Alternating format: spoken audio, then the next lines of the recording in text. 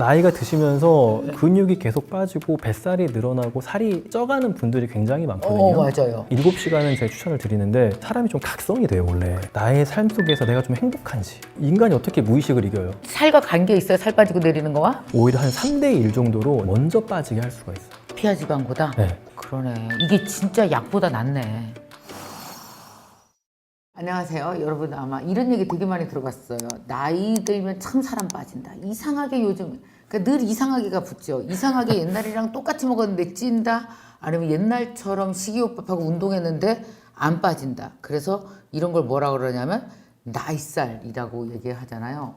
그래서 진짜 나이 먹으면 진짜 다이어트가 안 되는 건가 아니면 몰래 먹으면서 혼자 거짓말하는 건가 이게 구분이 안 가긴 해요. 근데 이 실체에 대해서 분명히 얘기해 줄 서울 아산병원 뇌분비내과 전문의이신 우창윤 교수님 오셨습니다. 안녕하세요. 네, 안녕하세요. 우창윤입니다. 네, 반갑습니다. 구독자분들에게 인사 좀 해주세요. 닥터 프렌즈도 얘기해 주시고. 네, 안녕하세요. 저 닥터 프렌즈에서 이제 내분비내과 전문의 해가지고 비만이나 뭐 대사질환 이야기 많이 하고 있는 우창윤이라고 합니다. 이렇게 네. 또 초대해 주셔서 기쁜 마음으로 달려왔습니다. 고맙습니다. 이게 대사가 잘 돼야 되는데 대사는 안 되고 자꾸 질환만 생기는 것 같아요 요새. 네, 맞물려 있습니다. 사람들이 우리 몸이라는 게 다 뭔가 안 되기 시작하면은 이거를 대체할 만한 뭔가를 계속해요.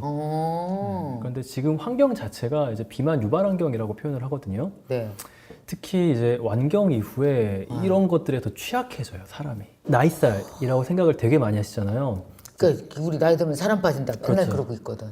이제 팩트부터 이야기를 드리면은 네. 근육량을 계속해서 유지하면서 비슷하게 드시고 사시면은 사실은 나이살이라는 게 잘 찌진 않아요. 아 근육량. 네.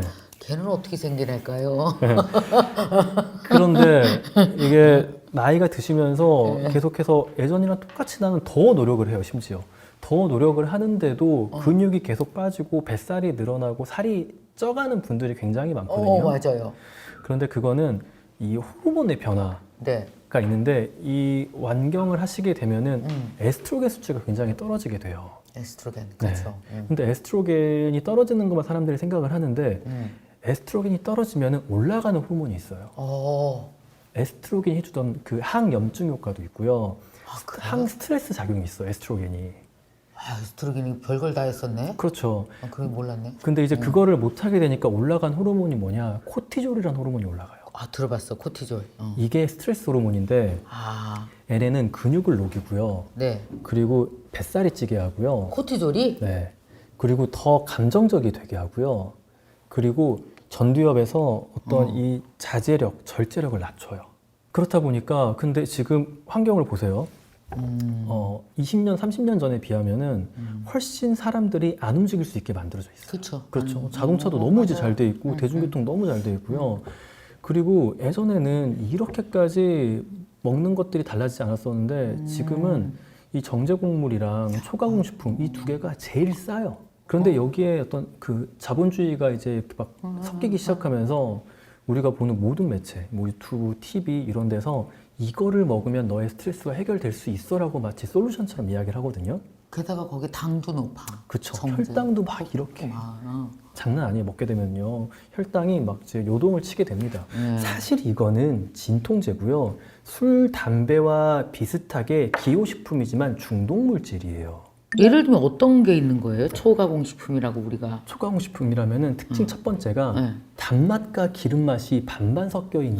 다지 그런 거. 그렇죠. 사실 그거 먹으려고 그랬는데 옆집 과자 가서? 이런 것들 이런 게 다예요. 근데 세상에요 자연식품에는요 이 탄수화물이랑 지방이 이렇게 반씩 섞여 있는 제품이 없어요. 그러다 보니까 이거를 먹잖아요.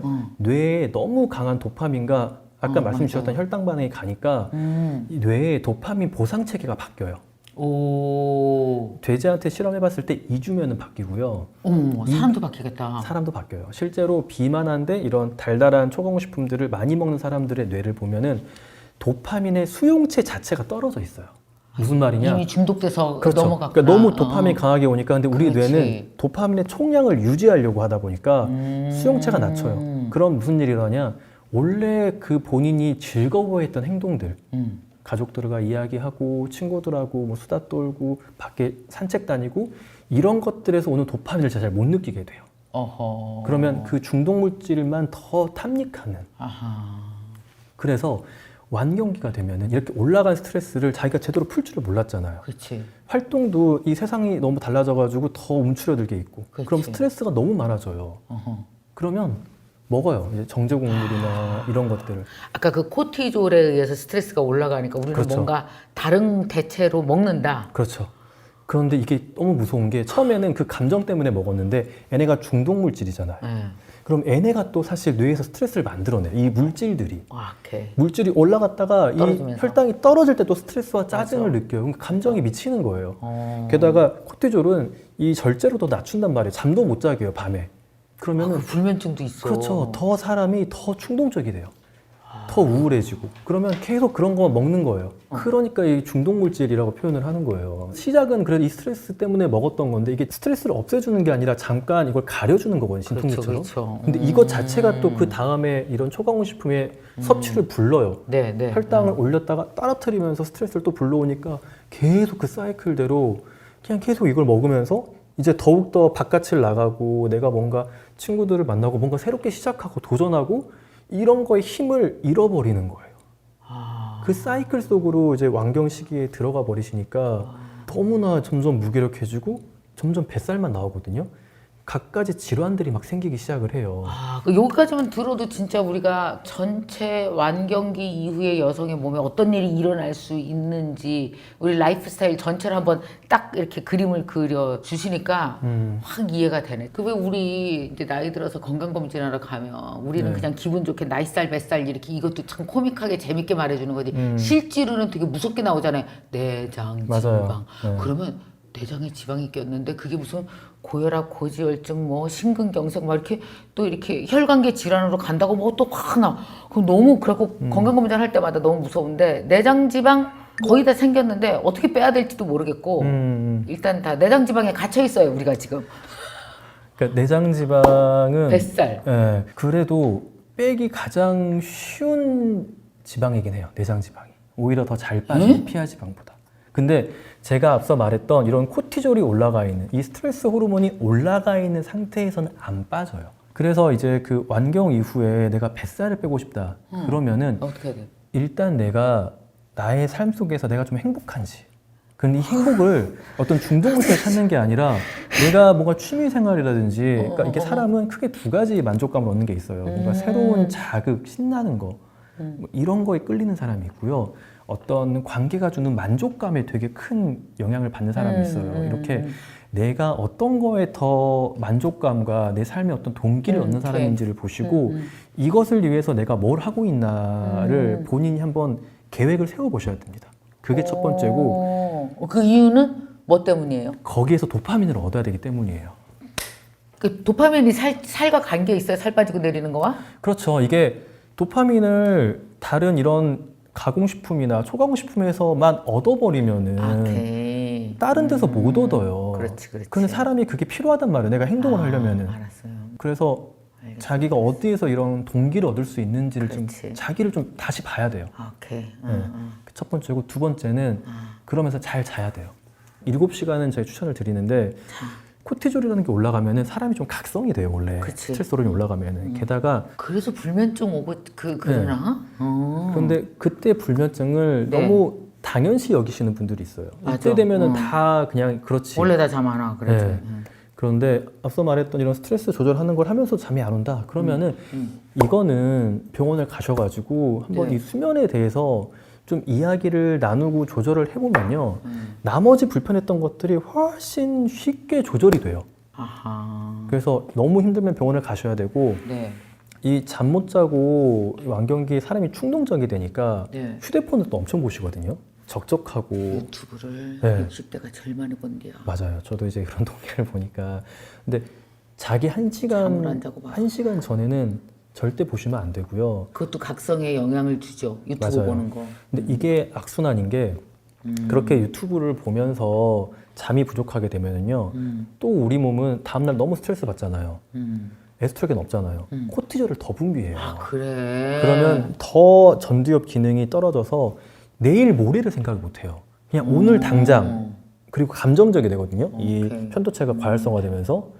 그래서 우울함이 더 커지고 더 충동적이 되니까 사람이 휴대폰을 볼 때 보면은요, 내가 뭘 계획해서 보는 게 아니라 지금 당장 너무 권태롭고 너무 우울하고 이러니까 회피하는 목적으로 맞아요. 휴대폰을 많이 보는데 맞아요. 그런 방식의 휴대폰 소비가 되게 늘어나면서 이러면 내가 계획한 게 아니니까 더욱더 자극적으로 도파민을 좀 자극하는 쇼츠나 릴스 같은 것도 막 보게 되고요. 맞아요. 나를 좀 더 소모시키는 컨텐츠 소모 시간이 늘어나니까 한 7시간 정도 주무시면서 나머지 것들을 내가 좀 조절하려는 노력을 하셔야 된다. 이게 그러니까 보통 뱃살, 우리가 뭐 어떤 내장 지방을 빼는 이 기본 인프라네. 그쵸? 이걸 이렇게 잡아놔야 되는 거네. 이 두 가지를 해야 코티졸이 내려오거든요. 그래요? 애가 있으면요, 애는 그 내장 지방 주변에 수용체가 많아서 그냥 내장 지방부터 쪄요.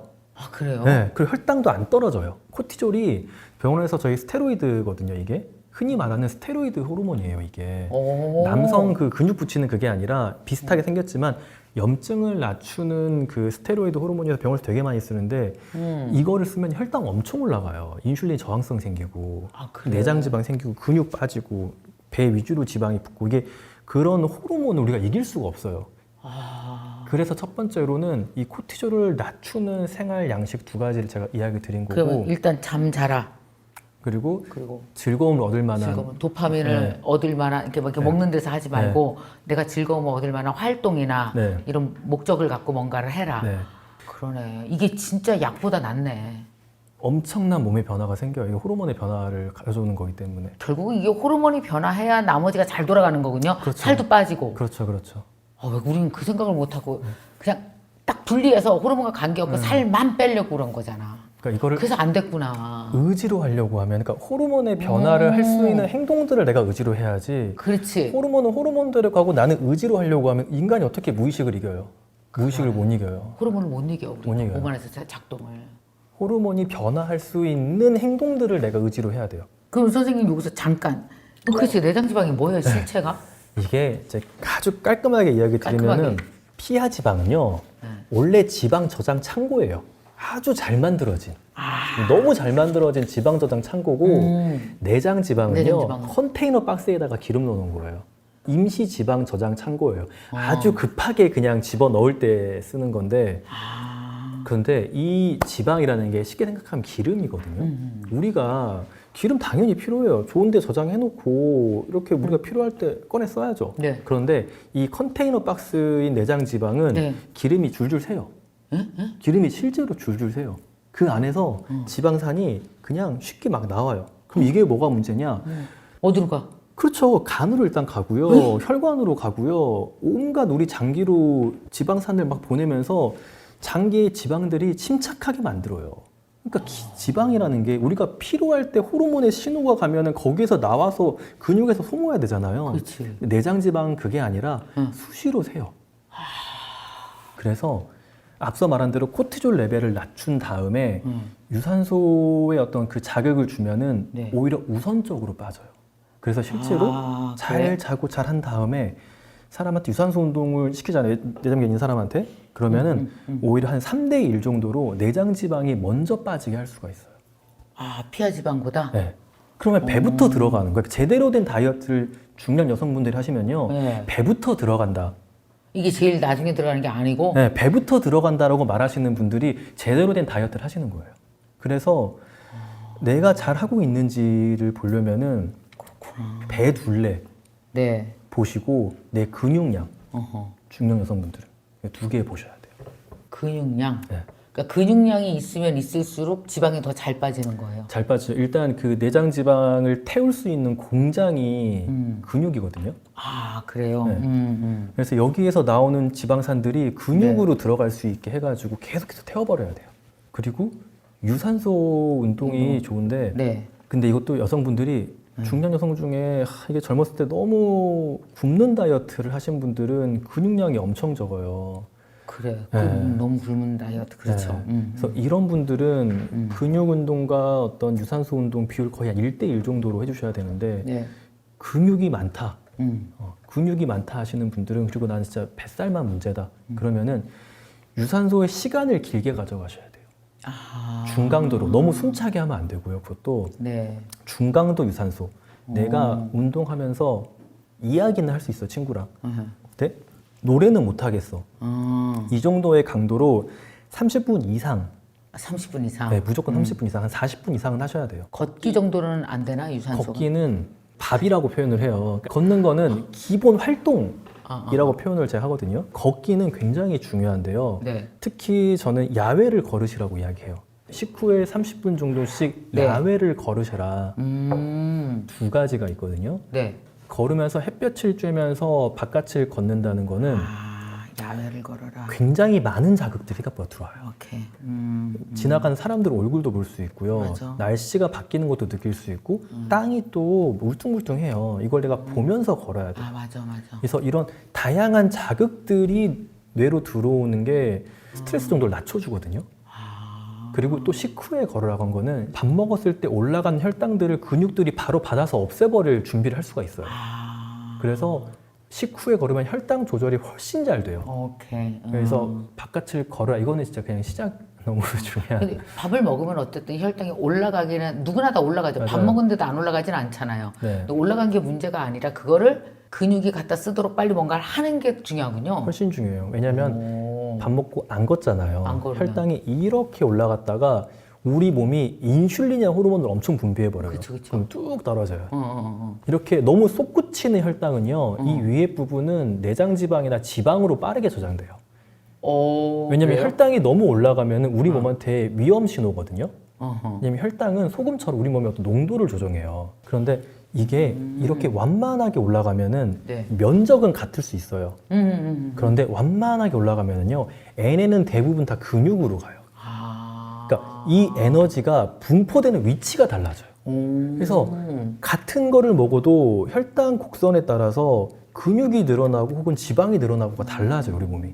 에너지가 어디로 분포되느냐. 오케이. 그래서 바깥을 걸으시라는 거고, 유산소를 길게 하는 이유는 우리가 운동을 하면은 처음에는 대부분 다 포도당을 움직여요. 근육이 저장된 포도당으로. 네. 그런데 이게 좀 시간이 길어지고 충분한 산소가 공급되면서 운동이 계속 지속되면은 대사의 어떤 축이 이 포도당 대사에서 지방 대사로 좀 바뀌거든요. 이게 사람마다 다른데 한 15, 20분, 30분 이 정도. 네. 물론 동시에 다 일어나긴 하죠. 근데 너무 고강도로 하면은 또 근육에 저장되어 있는 이 탄수화물로 움직여요, 사람이. 그렇기 때문에 적당히 숨찰 정도로 해가지고 네. 오래 뛰시거나. 네. 근데 사람이 오래 못 뛴단 말이에요. 맞아요. 그래서 등산 같은 걸 하시라고 추천해요. 네. 그럼 트레드밀 인클라인 올려놓고 하면 어때? 근데 트레드밀 인클라이너 이거는요, 두 가지 경우가 있는데요. 사람마다 자극 추구가 높은 사람이 있어요. 낮은 사람도 있고요. 자극 추구가 높은 사람은 동일한 자극이 반복해서 들어오는 걸 스트레스로 받아들여요. 이런 사람들은 다이어트 하신다고 트레드밀을 뛰시면은 막 인내로 해요. 뇌에 스트레스가 엄청나게 높아져요. 절대 트레드밀을 계속해서 못 뛰어요. 근데 그렇지 않은 사람들이 있거든요. 네. 뭔가 어떤 나의 루틴을 정하면 그걸 꾸준히 지속하는 게 나는 마음이 편하다 이런 분들도 있어요. 그런 분들은 너무 좋아요. 그런 루틴으로 만들어 놓으면. 그래서 내가 그런 게 좀 잘 맞는 사람인지를, 그러니까 무조건 참고 막 하는 게 능사가 아니에요. 그럼 운동도 나한테 맞는 걸 찾는 게 되게 중요하겠네. 되게 중요해요. 하면서 막 승질나고 울컥갖고 막 억지로 하고 그러면 도움 안 되겠다, 호르몬에. 그래서 자기한테 관심을 가지시라는 거예요. 네. 그러면 우리 이 실제로 내장 지방이 어떤 병과 연결돼 있을까요? 그거 있으면 그 길로 간다 뭐 이런 게 있어요? 대사 도미노라 그래가지고요. 아, 대사 앞에, 도미노? 네, 앞에서 이거 탁 내장 지방 탁 무너뜨리기 시작하면 뒤에 탁탁탁탁탁 무너지는, 그게 뭐요? 네, 그걸 대사 도미노라 그래요. 걱정. 아 무서워. 그래서 얘기해보세요 한번. 일단 어디까지 넘어졌나 그러면 보게. 내장 지방 생기기 시작하면 지방간 이제 생기시는 거고요. 지방간 생기면 이제 혈당, 고혈압, 고지혈증 생겨요. 그런 다음에 암 발생률이 올라가요. 이 내장 지방 계속 염증을 만드니까 각 장기에. 여성분들은 완경 이후에 이런 뇌졸중과 심근경색의 리스크가 가파르게 올라가기 시작해요. 그리고 췌장암, 특히 암은 췌장암과 유방암과 자궁암, 난소암 이런 여성암이 완경 이후에 가파르게 올라가요. 왜냐면 에스트로겐이 굉장히 생각보다 여성들의 몸을 보호를 많이 해주고 있었거든요. 아니 아까 그러면 대사도미노가 내장 지방, 지방간, 혈당, 고혈압, 고지혈증, 뭐 각종 심혈관 질환으로 쭉 연결된다. 그쵸. 암까지 그리고 많이. 암으로 쭉 연결이 되죠. 아, 그럼 여기서 대충 내장 지방 정도에서 우리가 좀 한번 걸러야 되겠네, 끊어줘야 네. 되겠네. 그 대사도미노의 막을 수 장점은 있네. 여기서 안 넘어지게 하면 뒤에가 진짜 잘 안 생겨요. 그런 그래. 의미가 있는 거예요. 그래서 난 이게 없는데 괜히 이걸 걱정할 필요가 별로 없으신 거예요. 네.